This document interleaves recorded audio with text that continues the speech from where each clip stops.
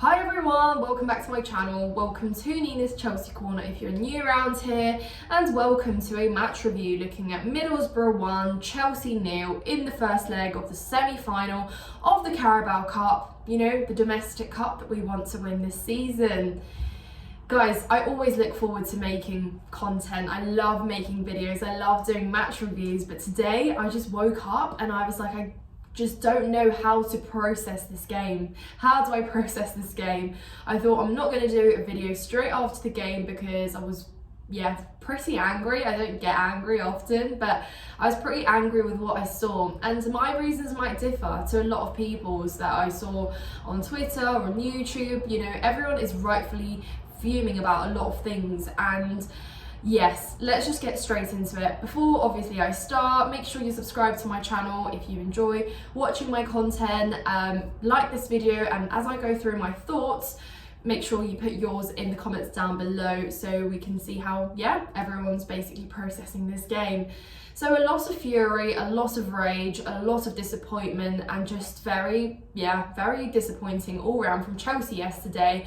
And I'm going to start first and foremost with the fact that I didn't get the impression that was a semi-final. Yes, it's over 2 legs. Yes, we get to play them at Stamford Bridge, but that's not the point, is it?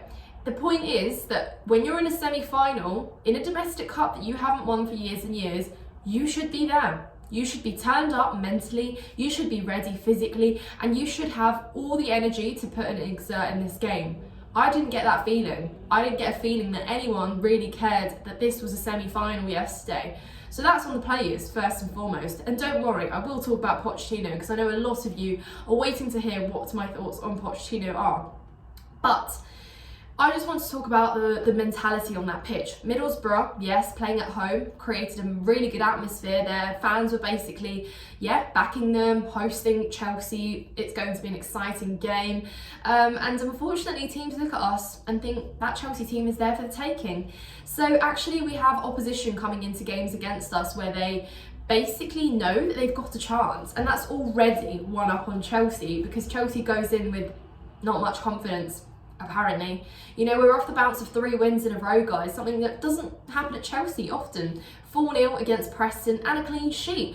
Very young players on the score sheet, ones that you would expect to get rewarded with some game time, maybe build on that, but no, things get chopped and changed when they don't need to be exactly.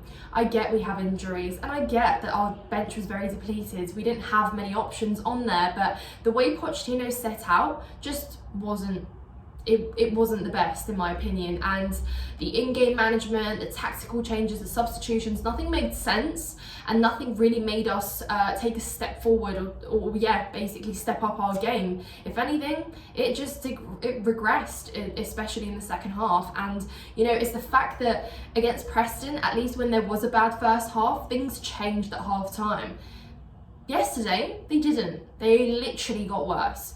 And so lots of things to talk about. I honestly cannot even stick to this chronologically, but the point is it didn't look like a semi-final, and that's already a problem, guys. I'm a firm believer, or at least was until before this game, that Chelsea could have a good go at winning this cup, and it would be so valuable to our season, to Pochettino, to the players, to the fans, just for a little bit of self-esteem, win a domestic trophy that we've struggled to for years and years, winning a final at Wembley. Wow, everything we ever wanted.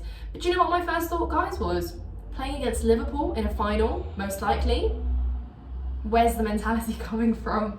The way I saw us play yesterday, the way we played football, we didn't look like a team that deserved to be in a final of a domestic cup. We didn't even seem like we knew what it took to get in there. And the point isn't that there is a second leg, guys, here. This is what I want to stress. We should be going into this game winning it, you know? Middlesbrough are plagued with injuries. I believe they've got 12 first teamers out, and we injured 2 of their players in the first 17 minutes. So that point doesn't stand, I'm afraid, with our injury list. There was enough quality on that pitch to be able to put up a performance and score goals.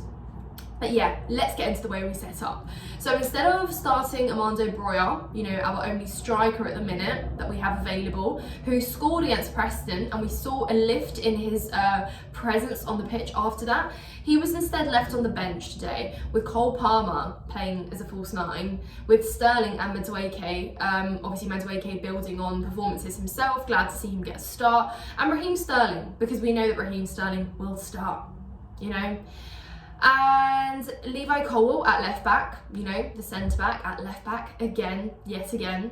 Just the same problems, and Pochettino has basically been replicating the same thing. We've seen that it doesn't work. Levi Colwill is not a left back. We are inhibiting his game so much and letting him basically get ran through at times. He doesn't have enough physicality. He doesn't know which ground to cover as a left back, and he leaves that area very, very vulnerable. He made so many mistakes in that first half, and here you have to point at the manager, don't you? Because he's playing a player out of position and we're expecting so much more of him.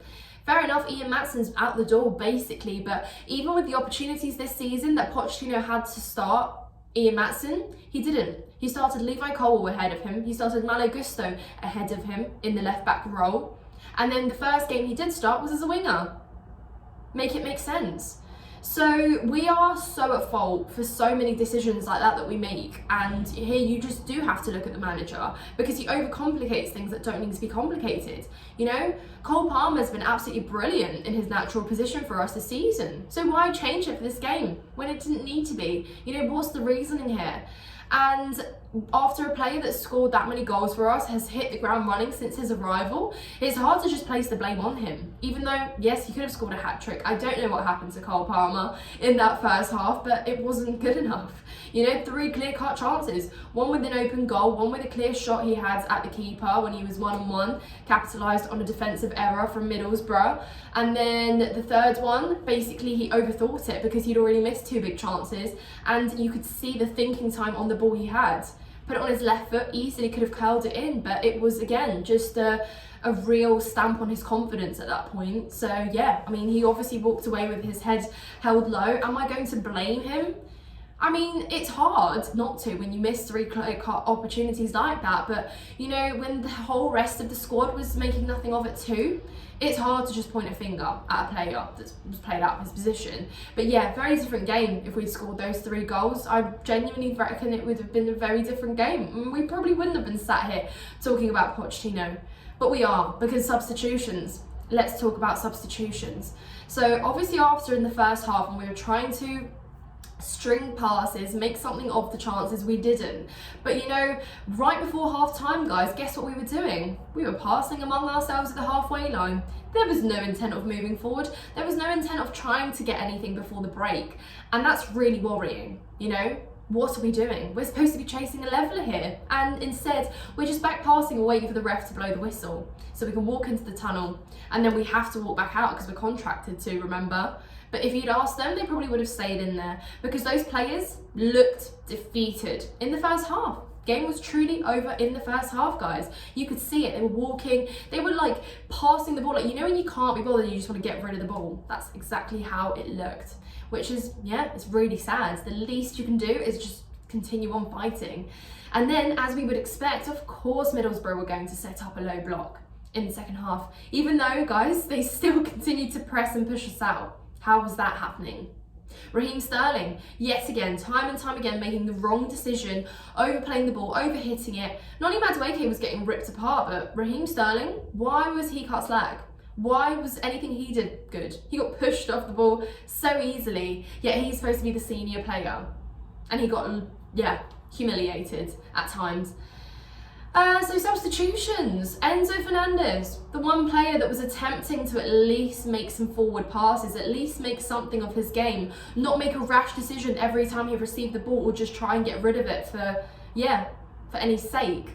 Actually trying to do something with the ball. And he's the first to come off before players like Raheem Sterling. Why? Why, Poch? It's decisions like that I can't defend.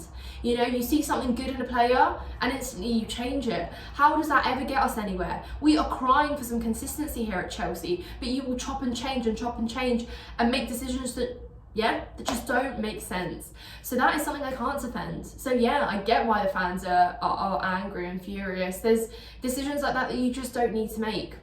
Yeah. Conor Gallagher, I couldn't tell you what he did in that game either. Again, very disappointing individual performance. And just, guys, as a collective, what collective? And I remember saying this last season, so it really pains me and hurts me to have to say this. What collective? Can this collective win a cup? How? We didn't look like a team yesterday. Fair play to Middlesbrough, they actually did. Some of the passes as well that they were making among themselves, fair enough.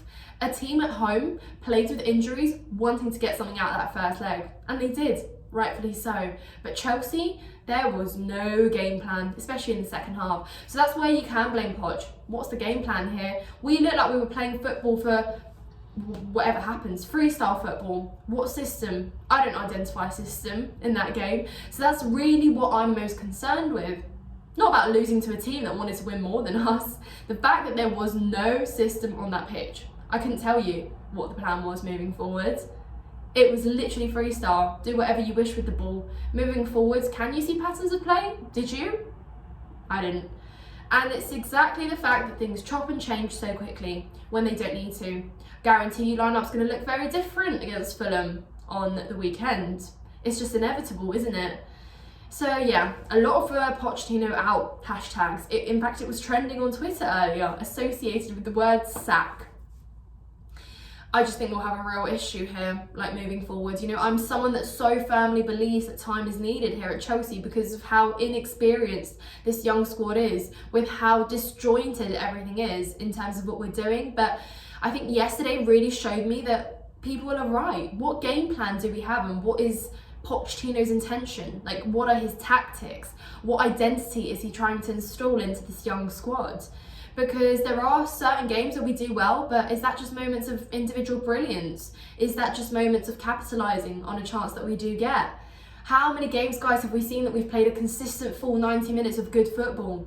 I can't tell you. Man City, maybe the only one, maybe a couple others, but we have been so inconsistent for a full 90 that I'm sick and tired of saying it was a good first half and it was a bad first half. But again, I'm sat on the fence because I'm torn between saying that and also give time. But to when, you know? I just genuinely can't see what direction we're headed in now.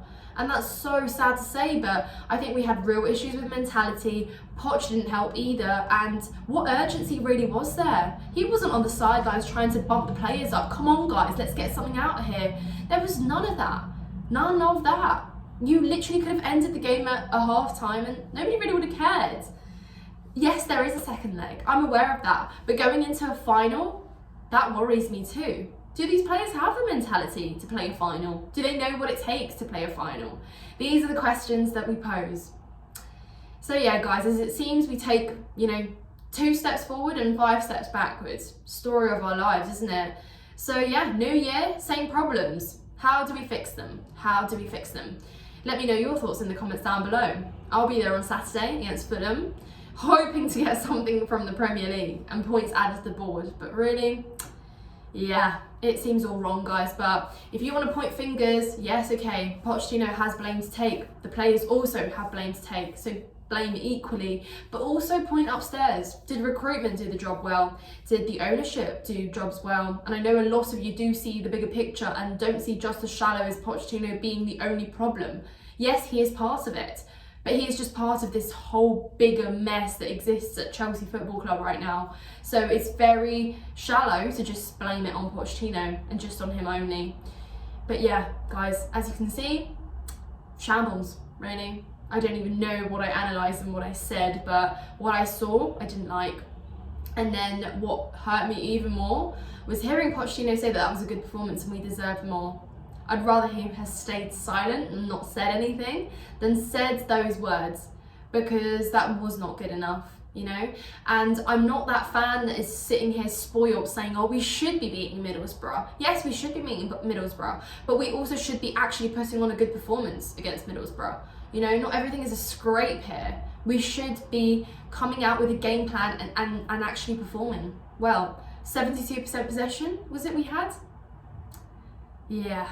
Anyways, guys, it's enough waffling from me. I will maybe put out a video with just the bigger picture. I want to film something about, yeah, just the club as a whole. But if you guys have any ideas, please let me know in the comments. I will let you know when I'm next going live, and we can all talk about it together collectively, because we're in this mess together. Anyways guys, subscribe to my channel if you're new around here, like this video, and I will see you in the next one. I hope you have a good day.